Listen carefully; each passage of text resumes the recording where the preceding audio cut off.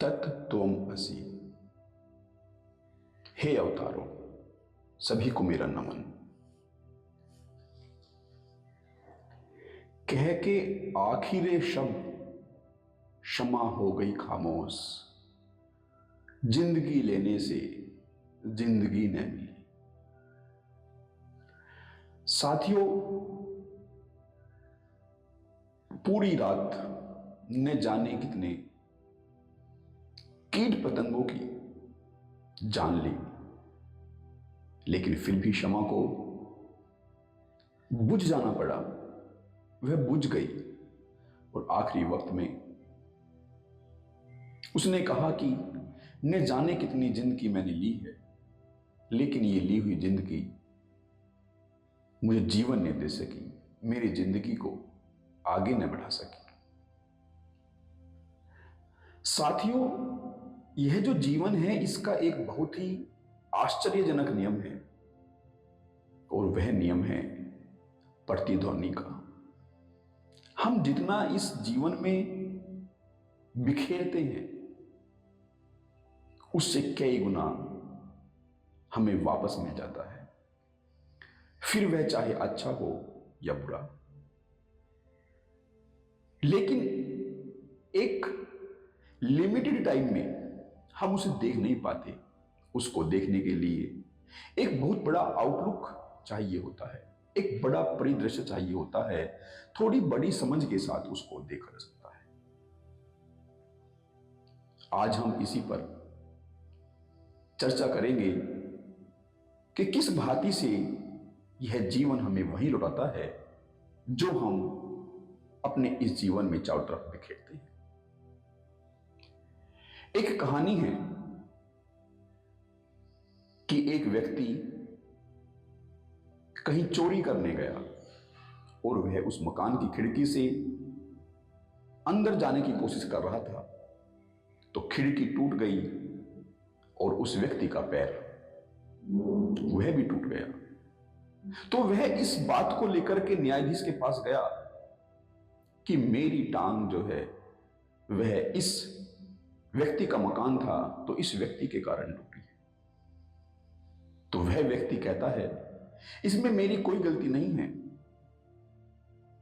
इस मकान को जिस ठेकेदार ने बनवाया था उसने ही सही से इस खिड़की को नहीं लगाया, जिस वजह से इस व्यक्ति की टांग टूट गई, तो कसूर ठेकेदार का है। तो न्यायाधीश ने ठेकेदार को बुलाया और उससे कहा कि तुम्हारी गलती से इस व्यक्ति की टांग टूट गई है, इसलिए तुम इसके जिम्मेवार हो। तो ठेकेदार कहता है कि मैंने जिस बढ़ई से, जिस कारपेंटर से इस खिड़की को बनवाया था, उसने ही इस खिड़की को मजबूत नहीं बनाया, तो गलती उसकी है। तो उस बढ़ई को बुलाया गया, लेकिन बढ़ई ने अपनी सफाई में यह बात कही कि जब मैं इस खिड़की को लगा रहा था, मैंने खिड़की बनाई तो बहुत अच्छी थी, अच्छी क्वालिटी की, लेकिन जब मैं इसको लगा रहा था तो तब यहां से एक महिला गुजर रही थी और उस महिला की वजह से मेरी जो अटेंशन है वह यहां कम हो गई और मेरा मन उसके ख्यालों में खो गया, जिस वजह से मैं इस खिड़की को ठीक से लगा नहीं पाया। और उस वजह से इस खिड़की के टूटने में मेरा कसूर नहीं है, उस औरत का कसूर है। और जब उस औरत को बुलाया गया तो उसने कहा कि उस दिन मैंने अच्छी पोशाक पहनी हुई थी, अच्छे कपड़े पहने हुए थे, जिस वजह से इनकी निगाह मेरे ऊपर गई, अन्यथा तो कोई मुझे देखता भी नहीं। तो फिर जिसने यह पोशाक बनाई उसको न्यायाधीश ने बुलाया, तो वह दर्जी वही था जिसकी टांग टूट गई थी, क्योंकि वह औरत उसी की पत्नी थी। साथियों, यह कहानी सुनने में बिल्कुल एकदम अजीब लगेगी, बिल्कुल बेतुकी लगेगी कि ऐसा कहीं नहीं होता। साथियों, यह कहानी सच्ची हो झूठी इससे कोई फर्क नहीं पड़ता, लेकिन वास्तव में जीवन के एक बड़े अंतराल पर हमें वही मिलता है जो हम इस जीवन में दे पाते हैं। बस हमें अपने जो हम आज कर रहे हैं उसके परिणामों को देखना होता है। जब कोई व्यक्ति इस समाज में बुरा करता है, जब व्यक्ति किसी का धोखा करता है, तो उसको अंतिम समय मतलब यानी कि उसको जीवन में धोखा ही मिलने वाला है, और वह धोखा कई गुना, हजारों गुना होकर उसको मिलने वाला है। यह कोई एक जीवन की बात नहीं है कि हम अपने जीवन में देखते हैं कि उसको एक जीवन में नहीं मिला तो उसको धोखा का जो परिणाम था उसको तो मिला ही नहीं। साथियों, ऐसा नहीं है। उसको धोखे का परिणाम, धोखा अवश्य मिलेगा, उसको इस जीवन में भी मिल ही रहा है, लेकिन हम देख नहीं पा रहे हैं। और जब हम देख पाएंगे, हो सकता है उस देख पाने में हमें कई जीवन निकल जाए और उस व्यक्ति के भी कई जीवन निकल पाए, लेकिन यदि हमारी आंखें स्पष्ट हो तो हम देख पाएंगे कि वह धोखा आज उसको किस भांति से कसोट रहा है।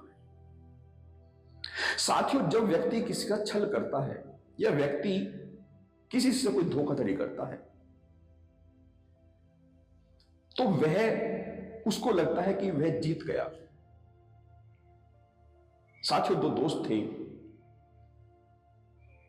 और उसमें से एक दोस्त ने दूसरे दोस्त के साथ धोखा कर लिया। तो जिसने धोखा किया वह कुछ समय के बाद पूछता है कि तुम्हें कैसा लगा। वह व्यक्ति कहता है जिसके साथ धोखा हुआ था कि मुझे बहुत अच्छा लगा। वह धोखा देने वाला भी कहता है कि मुझे अच्छा लगा, और जिसने धोखा खाया वह भी कहता है कि मुझे अच्छा लगा।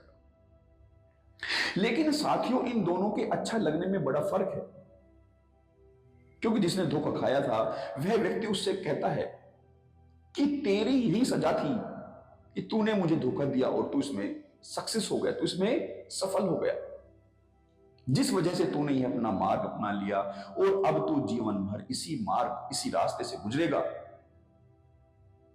तू हमेशा धोखे के साथ ही अपने जीवन को यापन करेगा, तो तेरी यही सजा है।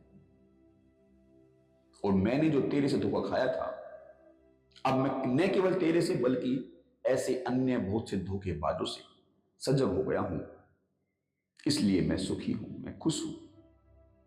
लेकिन तेरी जो खुशी है यह ऊपरी है, तो वास्तव में अपनी सजा काट रहा है और काटेगा। साथियों, लेकिन हम इस बात को इस बात से देखते ही नहीं है कि कोई धोखेबाज किस भांति से अपने परिवार को, समाज को धोखा देता है।